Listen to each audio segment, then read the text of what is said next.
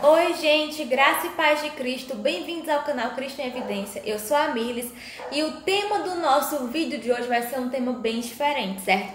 Hoje eu vou fazer para vocês uma resenha de um livro que eu li recentemente chamado O Refúgio Secreto, de Corrie ten Boom. E esse livro me tocou bastante, o Senhor falou comigo profundamente e eu gostaria muito de compartilhar com vocês um pouco desse livro tão abençoado, tão maravilhoso, tão rico. Na verdade, ele é considerado como um clássico da literatura cristã, certo? E eu vou aqui fazer uma breve síntese para vocês que acompanham o meu canal, tá certo?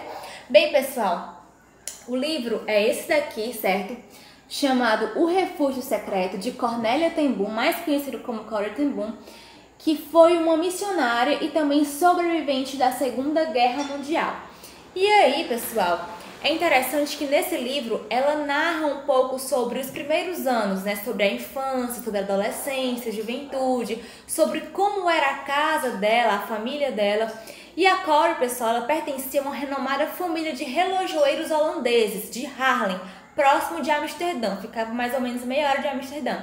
E eles eram reconhecidos no país inteiro, na Holanda inteira, na Europa inteira, pelo bom trabalho com relógios que eles realizavam, certo?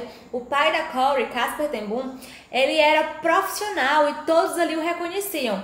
E eles tinham negócios firmados com muitos judeus, tanto na Holanda como na Alemanha, certo? Especificamente, principalmente na Alemanha. E aí, ela fala um pouco sobre o centenário da loja do pai dela, em 1937, que vinham pessoas de toda a Haarlem, de toda a Holanda, trazendo homenagens, honrarias, certo? Para a família ten Boom. E aí o que eu quero destacar com vocês aqui é que a família ten Boom era uma família de oração, certo? Eles eram da igreja holandesa reformada. E eles amavam a palavra de Deus. O pai da Corrie é um grande exemplo, a mãe da Corrie também é um grande exemplo, seus irmãos também, todos na igreja, todos servos de Deus. E o que me admira bastante da família ten Boom é a irmandade e a união que eles tinham tanto na família quanto na igreja, em relação à comunhão com Deus. E aí, pessoal, acontece que em 1939 começam-se os boatos da Segunda Guerra Mundial, certo? E aí a Corrie relata sobre o ministro holandês, o primeiro-ministro holandês, que fala que naquele lugar, na Holanda, não haveria guerras e que a Holanda não entraria na guerra.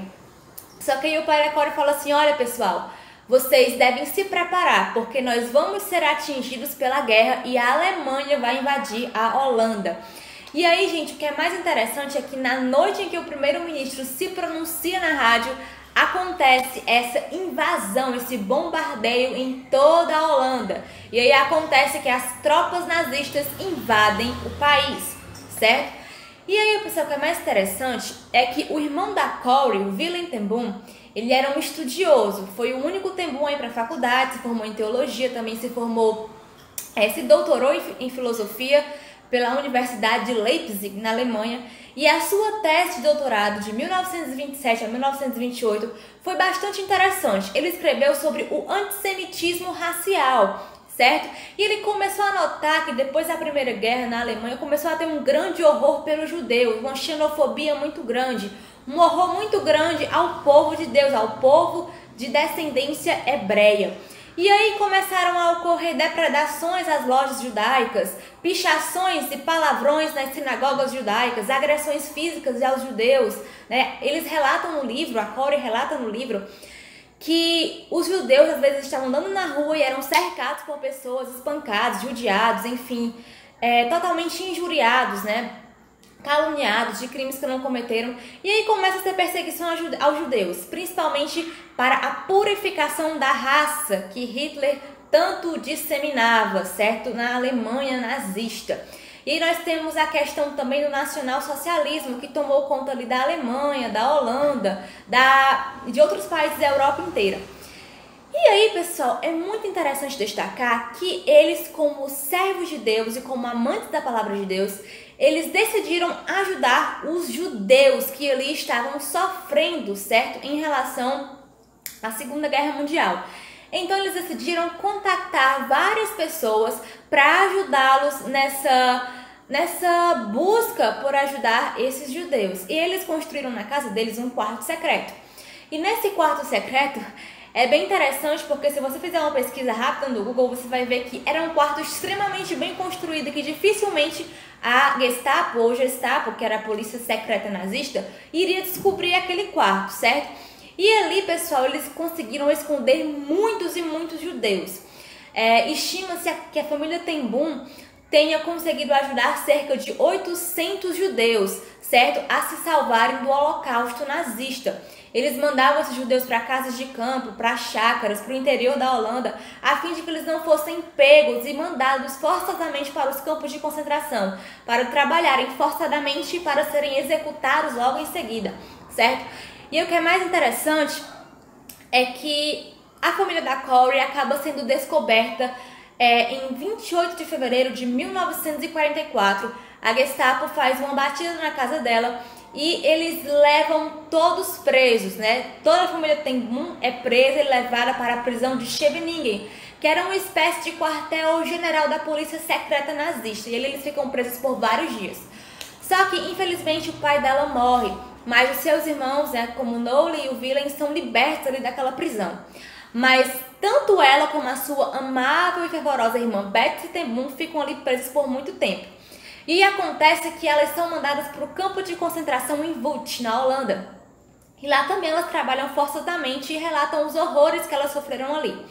Mas o mais interessante é que quando elas chegam no campo de concentração de Ravensbrück, na Alemanha, elas sofrem muito mais, certo? Elas são forçadas a trabalharem com pesos, né, com construções extremamente pesadas naquele campo de concentração. E aí, onde elas chegavam, elas sempre oravam, pregavam a palavra de Deus, traziam vida para aquelas prisioneiras que estavam ali à beira da morte, né, que estavam ali totalmente esquecidas, totalmente desprezadas, né, e maltratadas ali pela polícia nazista. E aí, pessoal, é interessante que a Corey, ela tem um testemunho muito forte e por vários momentos, quando eu li esse livro, né, esse livro aqui que tem cerca de 322 páginas, ele vai falando de uma forma assim muito real e muito tocante. E a Corey sempre vai falando de Jesus, ela sempre relata versículos, passagens bíblicas. E ela fala que sempre que ela queria desanimar, ela lembrava que Jesus é vitorioso, que Jesus já havia vencido por nós. E a irmã dela, Betsy Ten Boom, também tinha muita fé.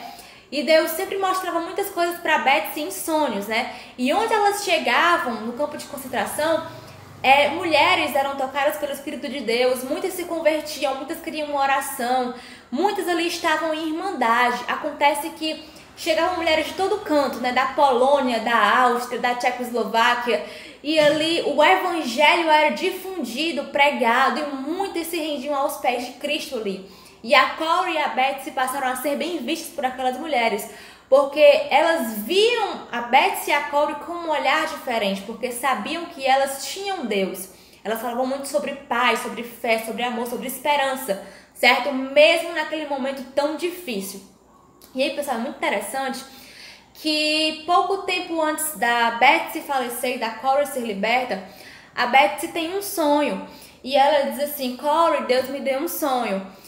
E nós vamos sair daqui antes que o ano termine. E a Corey fica assim: é mesmo, Betsy?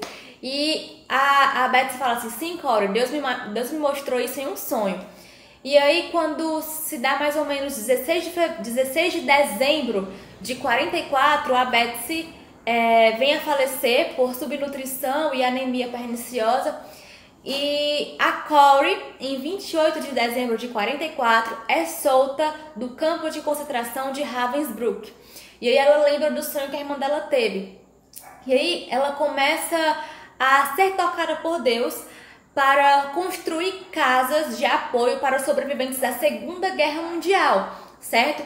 E também para fazer trabalhos com crianças especiais. E a partir daí, o ministério dela começa aos 53 anos de idade. Ela passa a viajar cerca de 61 países no mundo inteiro, pregando sobre o amor, sobre o perdão, sobre a comunhão e sobre a vinda de Jesus, certo? A Corey, pessoal, recebeu um prêmio, uma honraria do próprio Estado de Israel, chamado Justos entre as Nações, que são honrarias que o próprio Estado de Israel dá para pessoas que buscaram ajudar o povo judeu, o povo hebreu, principalmente na Segunda Guerra Mundial, certo?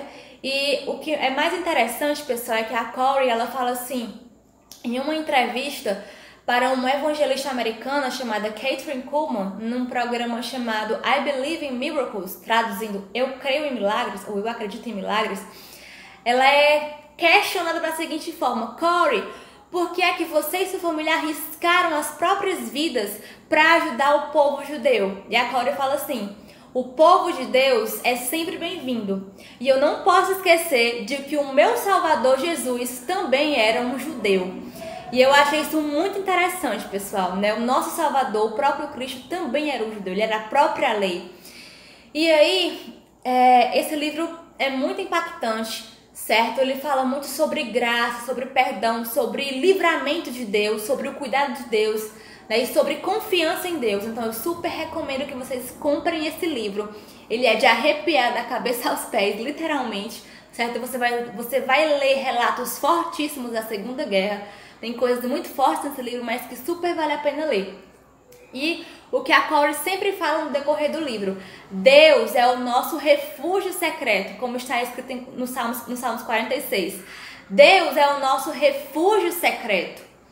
E nele nós temos abrigo. E como a Corey sempre dizia, não devemos temer, porque o nosso Jesus, o nosso Deus é vitorioso. E ele já venceu por nós, certo? Então, pessoal, nos momentos difíceis da vida, de tribulação, de angústia, lembre-se, Jesus já venceu por você e é somente nele que nós devemos confiar, certo? Muito obrigada por ter visto esse vídeo até o final, que Deus te abençoe maravilhosamente. Curta, comente, compartilhe. Se você não é inscrito no meu canal, basta apertar aqui no botãozinho inscrever se você já está inscrito, certo? E aí você compartilha com quem você quiser e compra um livro para poder ler, não é isso? Então, muito obrigada e até a próxima, se Deus quiser. Tchau, tchau!